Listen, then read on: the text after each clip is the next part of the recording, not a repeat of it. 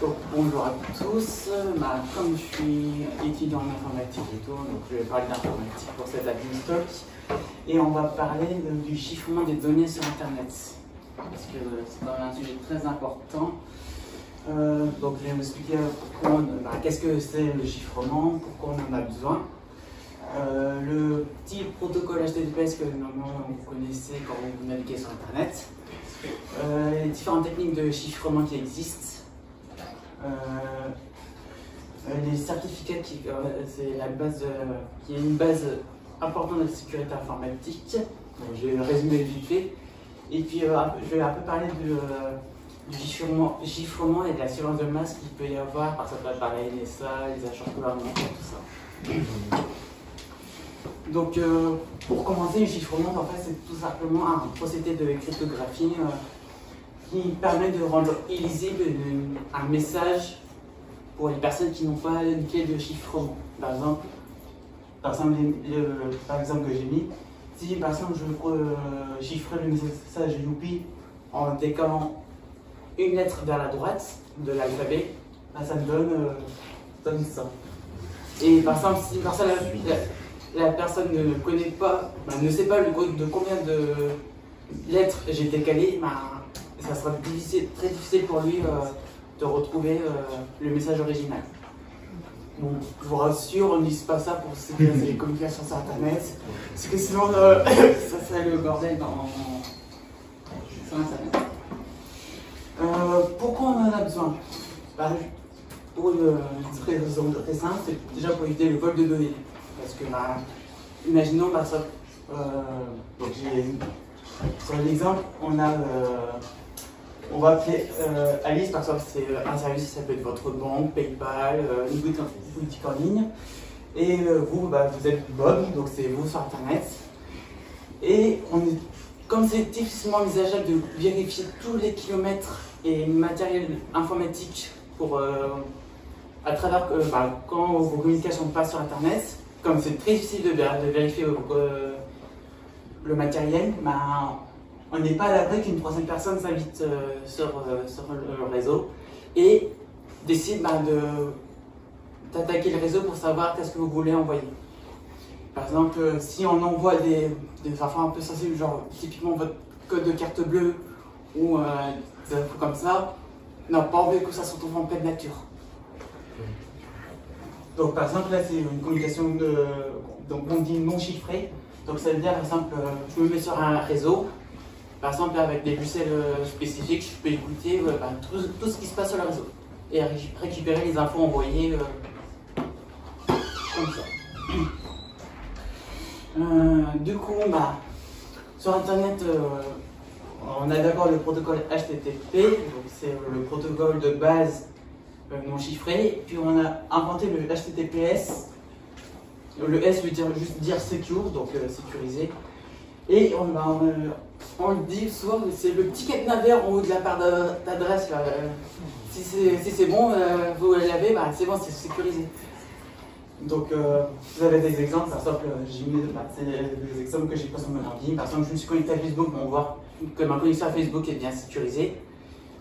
Tandis que là, par exemple, je me connecte sur mon propre PC, par exemple, j'ai pas de vérification, donc pour le navigateur me dit maintenant c'est pas sécurisé, fais attention. Donc on va passer aux techniques de chiffrement. Une première technique qui existe, ça s'appelle le chiffrement symétrique, et en fait le principe de base c'est d'utiliser le même mot de passe pour chiffrer et déchiffrer les données. Alors c'est très pratique parce que c'est facile à traiter pour les ordi. Mais on ne peut pas utiliser ça pour une début de communication, tout simplement parce que si la personne qui va attaquer est déjà sur le réseau, elle a juste récupéré le mot de passe, et en fait on lui donne accès à la communication. Donc on ne peut pas utiliser ça. Donc on a inventé une deuxième technique qui est le chiffrement asymétrique. Et pour le coup, on va utiliser ce qu'on appelle une paire de clés. Donc on a une clé dite publique, donc ça veut dire je peux la lâcher en pleine nature, vous pouvez l'utiliser tout ça, et une clé privée. La clé privée, elle est censée rester secrète. Et la commande qui est censée avoir accès, elle est secrète. Et en fait, tout le processus de sécurité repose là-dessus. Et en fait, bon, c'est des trucs très simples. Par exemple, je peux chiffrer un message avec ma clé publique, mais je ne peux pas déchiffrer le message avec la même clé. Pour le déchiffrer, je suis obligé d'utiliser ma clé privée. Et du coup, sur la petite vidéo, en fait, quand on demande une connexion à un site internet, donc on demande une connexion au site internet, le serveur du site envoie sa clé publique. Donc, de mon côté, mon ordi reçoit la clé publique du site.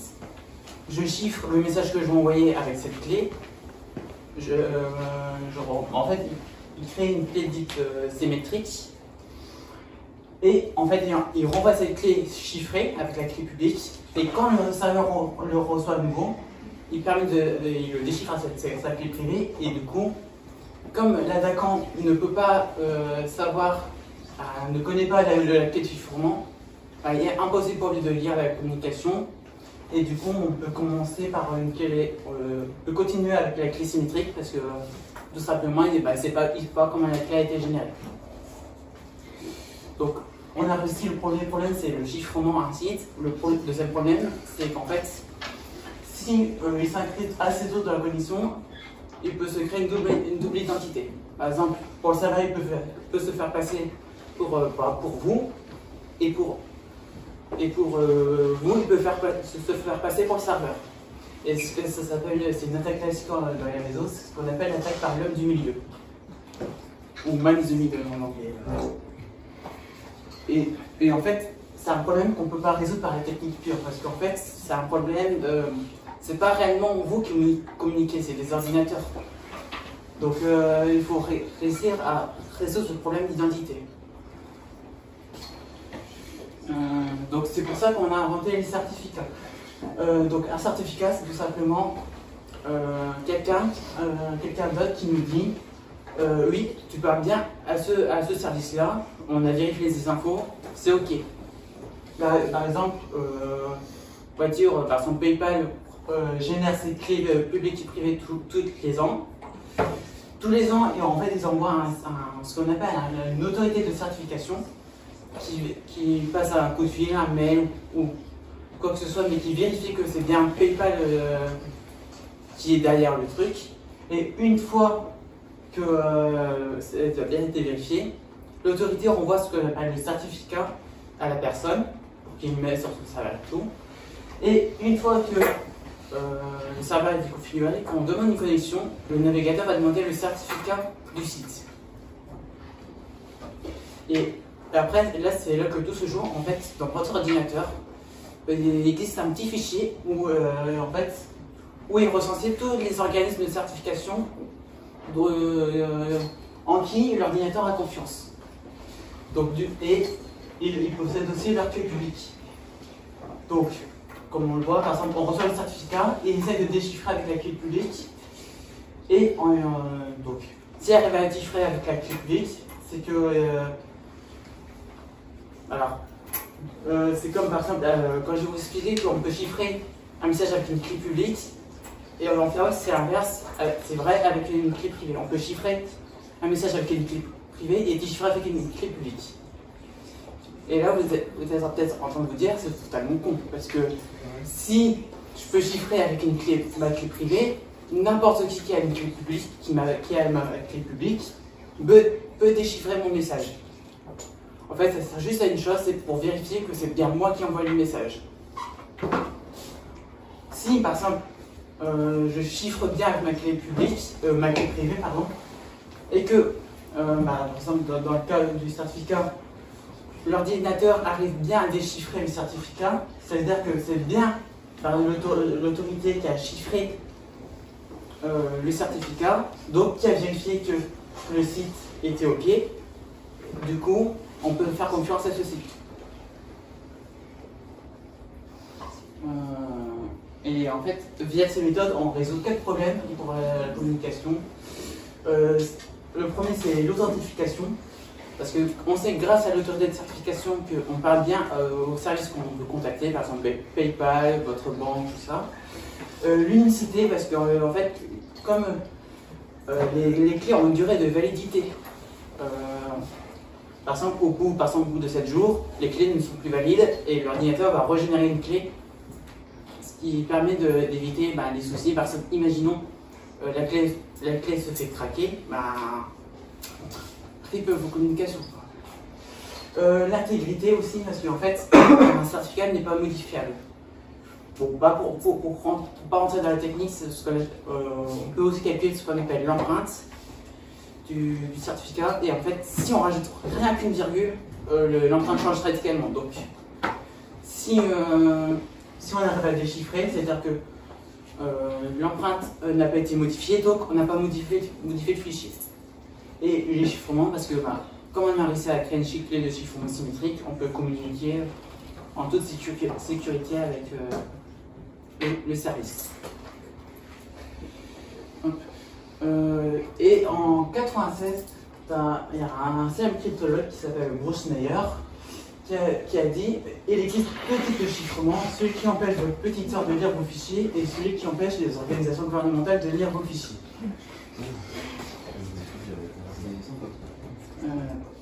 Parce qu'en fait, actuellement on utilise des protocoles dont on n'a pas encore trouvé de faille. Mais par exemple, si on soupçonne un protocole ou un autre d'avoir des failles, la communauté scientifique derrière va proposer de nouveaux algorithmes, tout ça, et va passer différents tests pour vérifier que c'est bien fiable et que le truc ne se fasse pas pirater en moins de temps qu'il faut pour le dire. Et aussi parce que, en fait, suivant le pays où le service est hébergé, il peut être soumis à différentes obligations. Par exemple, aux États-Unis, il y a le programme PRISM qui a été révélé par Edward Snowden, qui, en fait, le programme PRISM nous a révélé que, en fait, la NSA avait installé des bords dérobés sur les serveurs des plus grosses entreprises américaines pour en fait, écouter leurs données, tout simplement. Donc, voilà. Et il y a aussi le Patriot Act, qui, en fait, l'administration fédérale américaine peut demander, par exemple, à un site, de demander des informations sensibles. Par exemple, s'il y a eu un attentat terroriste, ou pas, il peut demander, par exemple, à Facebook de fournir les informations, par exemple, concernant une personne qui est sur Facebook. Et ensuite, par exemple, les protocoles aussi sont édités par ce qu'on appelle des entités de normalisation. Donc c'est des entités qui font en sorte de normaliser tout ça pour que ce soit le plus homogène possible.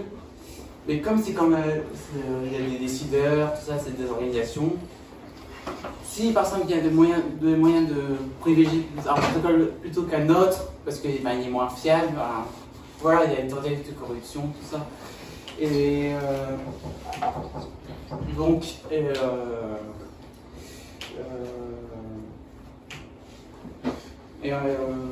par exemple, il y avait un générateur pseudo-aléatoire qui s'appelait Dual ECDRBG, ne cherchez pas pourquoi ils ont donné ce nom-là, qui était un générateur pseudo-aléatoire, mais qui n'était pas fiable du tout, parce qu'en fait, ce générateur utilisait des constantes qui étaient données par les entités de normalisation. Donc, comme on donnait des constantes, on pouvait deviner à l'avance les clés de chiffrement. Donc, on va dire que niveau sécurité, c'est pas ouf. Si on peut deviner à l'avance les résultats,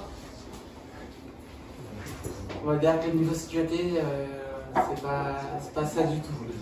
Parce que, en fait, derrière, ça existe des algorithmes de pseudo-aléatoires, mais avec un ordi, on ne peut pas créer de vrai aléatoire, parce que par exemple, c'est déterministe. Par exemple, on peut pas quand vous lancez un dé, il y a une part de hasard, mais en informatique, c'est très difficile de faire ça, voire impossible.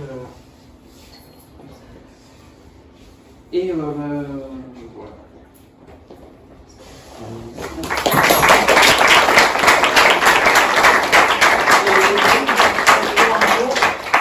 Un site qui est marqué en HTTPS, ça ne veut pas dire que c'est un site 100% fiable. Ça veut dire, par exemple, je monte un site malhonnête, je mets un certificat de valable, il va te dire, il va avoir un petit truc HTTPS, mais je peux quand même vous arnaquer derrière. Ça garantit pas que le site est fiable, ça garantit juste la connexion. Sécurisé ou chose. Voilà. Au va être pire, on pourrait dire que tu t'es fait arnaquer de manière sécurisée. Ça c'est chouette. Voilà.